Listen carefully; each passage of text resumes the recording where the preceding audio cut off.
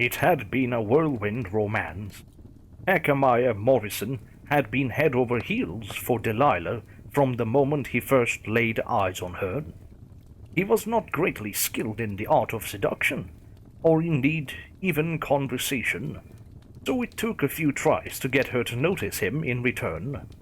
Once she did, though, Delilah quickly warmed to him as well, flattered by the attention lavished upon her by this awkward, earnest man. They made an odd couple, her in high-fashion gowns and him in suits handed down by generations long dead. No one expected it to last for long, least of all Hackemeier. Everyone assumed she would break his heart. He would retreat back into his ancestral home on the hill, and they would go back to seeing him only during his monthly trips to the market. After all, it was clearly what he saw in her. But what did she see in him?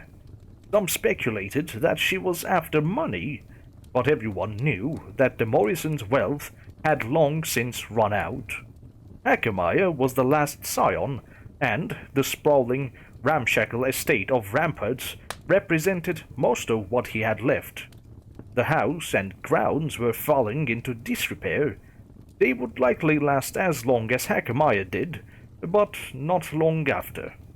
Despite expectations, however, the relationship flourished. Hackemeier was coaxed out to town more and more often. Saturdays now regularly found him at the dance hall, his stiff moves as out of fashion as his suits. He smiled broadly when he saw people staring, his amazement at his own good fortune clear on his face. When Hackemeier could take the socialization no more, he would retreat back to Ramparts to recover in its darkened, dusty halls. None but he had crossed the threshold of that house in 2 decades or more. Yet, when Delilah asked, he brought her inside with barely a thought. She brushed aside his stammering, embarrassed apologies for the state of the house. "It's a lovely place," she told him firmly. "You must have had such a task keeping up with yourself. Would you like me to help? I don't want to intrude, but if you're willing." And of course he was, just as he was willing to do anything she suggested. Delilah smiled and thanked him and started small, with dusting rags and carpet beaters and cloths tied around their faces. They worked together a hall at a time, Delilah's brilliant laugh lighting up the house even more than the sunshine streaming in through the newly cleaned windows. It was hard work, but in Delilah's company, the hours sped by. When they had finished the whole house, from the strangely shaped attic rooms to the erratic expanse of the cellar, Hackemeier thought that they might settle back into how things had been before, with trips to town and evenings settled in by the fire. Delilah, however, had other ideas. "There's a leak in the old nursery," she said, and Hackemeier found himself scrambling up a ladder to nail shingles to the roof. "The porch roof is bowing," she told him, and he unearthed ancient tools from the groundskeeper's house, cleaned the rust off, and pressed them back into use to plane and place a new support column. This shutter was loose, this window was cracked, and 1,000 other things that had been slowly happening to the house over the years as both Ramparts and its occupants had settled into neglect. It had never mattered when they matched each other, but with Delilah there to provide contrast, suddenly it all needed to be fixed. Delilah did not stand idly by while Hackemeier did the work. She pulled her hair back, donned gloves, and pitched in, hauling and cutting and sanding along with him. Hackemeier saw the amount of work she was doing to repair and restore his house, to restore him, and his heart swelled with love and admiration. He threw himself into the labors, determined to prove her confidence in him well-founded. Day by day, piece by piece, Ramparts grew brighter and stronger, inside and out. For the most part, Hakamiah was happy to accede to Delilah's plans for repair and redecorating, but there were a few odd issues where he balked. The first was replacing the window treatments. Strangely, it wasn't the curtains that he objected to changing. They were heavy, musty, and decrepit, practically falling apart to the touch. Hakamiah offered no objection until Delilah added the curtain ties to the pile. "Leave those," he said. "They'll work fine on the new curtains." "These?" Delilah held up the ancient length of rope. It was twisted and gnarled, tangled back over itself in knots that had hardened to the permanence of stone. "You can't be serious. Look, they barely bend," she demonstrated, using her full strength to try to push the ends of the rope together. "See?" Delilah wiped her fingers together, held her hands up to her nose, and grimaced. "Plus, there's some kind of oil soaked in. Smells like dead fruit." "It's for burner," Hakamiah said. He sounded defensive. "I like it." "Look, they're your curtains. You want to tie them back with tangled, oily rope? It's all the same by me. I do appreciate everything you're doing here, Delilah. You know that. It's just the ropes. They are important." "Why?" Hakamiah shrugged uncomfortably and offered no other response. Delilah eyed him curiously for a moment, then let it drop. She hung the new curtains, tied them back with the old ropes, and said no more about it. The next clash was over an overgrown hedgerow at a far edge of what had once been a garden. Delilah was detailing her plans to restore the entire area, to uncover the old paths, cut back the wild growth, and bring in new plants. "We can take those trees out and put in some white setters," Delilah was saying when Hakamiah interrupted her. "The quickbeam stays," he said, immediately looking apologetic for the insistence in his tone. "They're all trunks and dead limbs. We can try to prune them back if you want, but I'd really rather just replace them. Quickbeam, did you say?" "That's what my mother called them." Delilah pursed her lips. Was this garden important to her? If I'm changing something that's meaningful to you, just say so." He shook his head. "Just leave the hedgerow. The rest sounds wonderful. What is it you're not telling me, Hog?" For a moment, Hakamiah looked as if he might say something, but then shook his head. "I want to hear the rest of your idea for the garden." "You'll have to tell me at some point," she pressed. Hakamiah smiled and said only, "Please, the garden." The topic did not arise again for several days. This time they were in the entrance hall, an altogether cheerier place since Delilah had begun her work. With the floor swept, the carpets cleaned, the curtains changed, and the windows opened, Rampage looked happier and healthier than it had in decades. Still, to Delilah's eye, there was much yet to be done. "That strange design over the front door," she began, but stopped as she saw the look in Hakamiah's eyes. She sighed. "Never mind. I know. It stays." Hakamiah looked ashamed. "I'm sorry. It's just... You wouldn't believe me if I told you. Try me." Hakamiah hesitated, then looked her straight in the eyes. "It's to guard against vampires," he said. Delilah's instinct was to laugh, but she could see in Hakamiah's face how fragile this moment was. She swallowed her reaction and said instead, "Tell me more." "I had a brother," Hakamiah said. "Older.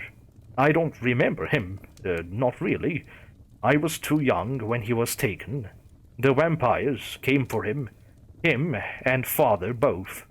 Mother and I were away, or they'd have taken us all. The house was empty when we returned. The struggle had been fierce. Furniture overturned, paintings knocked off the walls, the doors hanging open. Neither of them was ever seen again. But why would that mean they were taken by vampires? Surely there are simpler explanations." Mother saw them. You said she wasn't home. Not then. She saw them later.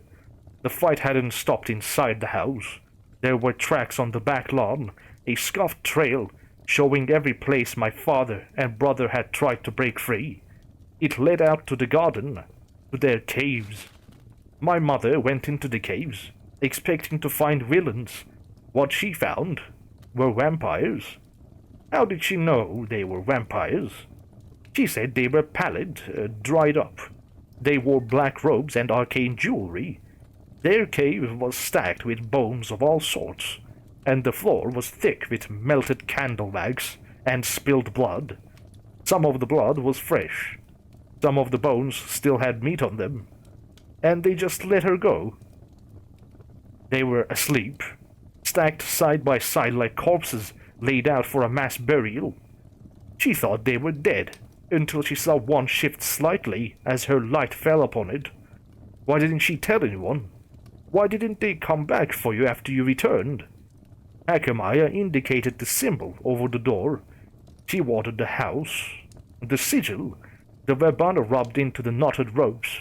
Those guard the entrances to the ramparts. No vampire can pass by them. Why didn't they kill anyone else? Did she destroy them?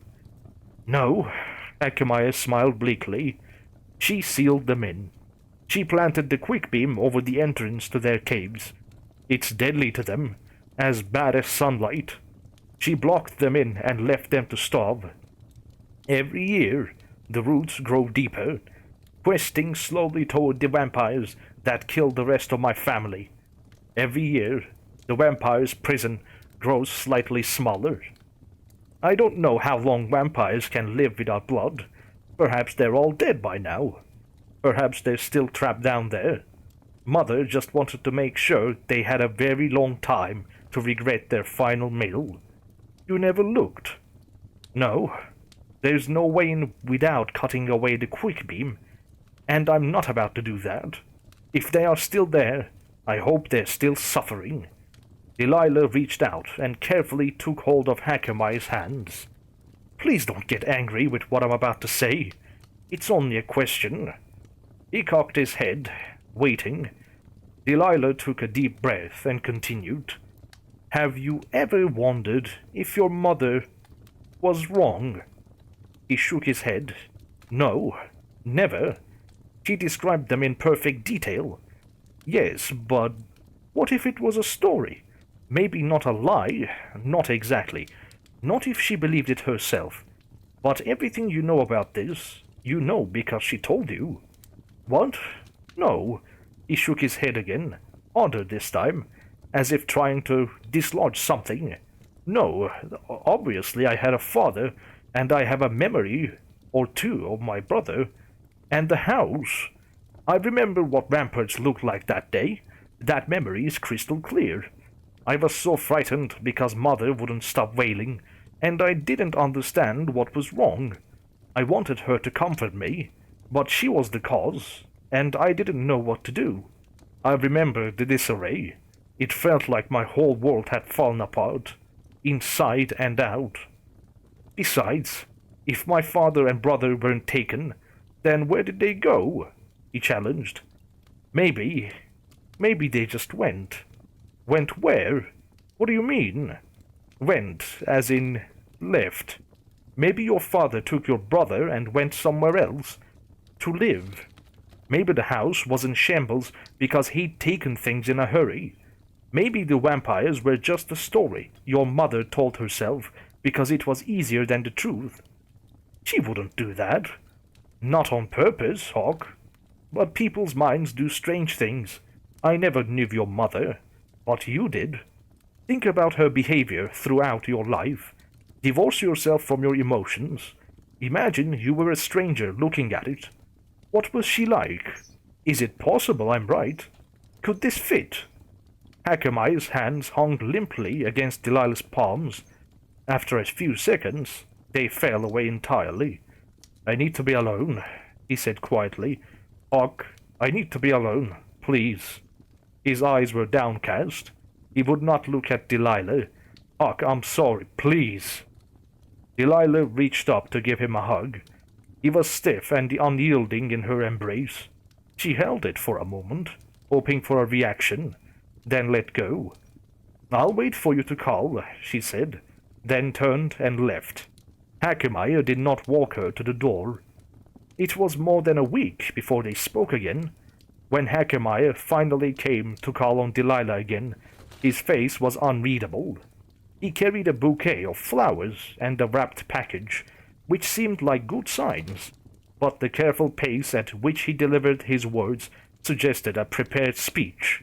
As he spoke, Delilah busied herself arranging the flowers in a vase. It gave her something to do other than scrutinize his face for clues as to the words to come. "Delilah, I've had a lot to think about this week. You called into doubt facts which I had never considered questioning. I have had to append a lot of what I thought I knew, re-examine everything. It has been a challenging and often painful process, and one which I suspect I am still only beginning. I could not have undertaken this journey without you. Even if I had thought about taking the first step, I would not have had the courage or stamina to move forward. I was on a slow slide to senescence. You saved me from that. I have much work to do. I want you with me for all of it." He held the package out to her. "Delilah, will you marry me?" She took it curiously. It was thin and oblong, perhaps 2 feet long and an inch thick. "I'm told the ring is more traditional." "Open it," he suggested. Her hands were already at work on the packaging. Inside was a wooden plank. Delilah stared at it, puzzled, until she turned it over. On the front was the warding sigil from Rampart's front door. "I took it down," he said. "There are no vampires." "Yes," Delilah said. "Yes? Yes. Yes, I'll marry you." Hackemeier swept her up in his arms, pressing her close. The boards clattered to the floor. "Then all I have is yours. Your ancestral lands," Delilah teased. "Quick beam and all. Your house, you are its mistress. Your heart, without question." He kissed her passionately. She responded with ardor. Sometime later, they broke apart. "Come back to Ramparts," Hackemeier told her. "The house misses you." "I'll come by tonight," she assured him. "We'll celebrate. How would you feel about having a few people over?" "I might hate it," he answered honestly. "But for you, absolutely." "Thank you. I promise it'll be brief. I can do that for you." "My dear," he kissed her hand in an oddly formal gesture, bowed and left. Delilah watched from the window until he was out of sight, smiling to herself. When he was gone, she went down to the basement of her house. The far wall had a large fissure in it. The crack was almost a finger wide, and opened into something deep and black beyond. "It's done," she said. A sibilant voice drifted forth from the crack. "We are freed. The trees still block your exit, but they are my trees now, and I will remove them. When? Tonight. And the scion will be there for you. The protections? Gone." "Good," purred the voice. "Good. My payment?" "As promised." There was a sound of metal sliding slowly over stone, and then a dirty gold coin slid slowly out of the crack.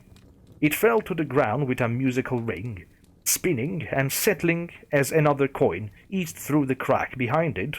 Then another, and another. A slow golden spring trickling forth from her wall. Delilah gathered the coins together as they fell, making sure none rolled away. "So many," she said, almost to herself. "There are many disregarded things below the ground," answered the voice. "We have had nothing but time to find them. We have freed them, and now you shall free us." "Tonight," Delilah agreed. "Tonight," it's the chorus of voices.